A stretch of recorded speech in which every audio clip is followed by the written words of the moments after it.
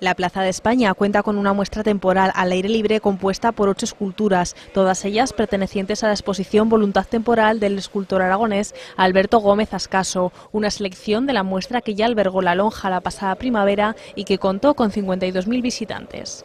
Las que pensé que mejor se adaptaban, en principio verticales, porque las horizontales ya el pedestal hubiera sido demasiado alto, para ser temporal además rompían mucho la vista de la plaza. Entonces de esta forma los pedestales quedan todos más parecidos, ¿no?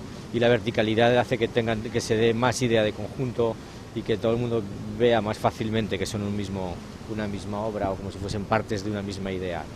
La muestra está ubicada en la zona peatonal comprendida entre el edificio Puerta Cinegia y la fuente de la propia plaza.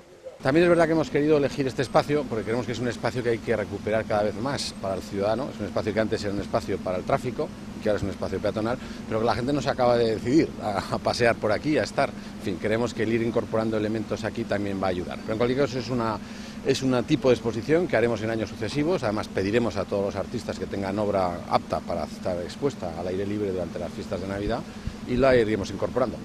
Esta es una de las novedades que el Ayuntamiento de Zaragoza incorpora a la programación navideña de la ciudad.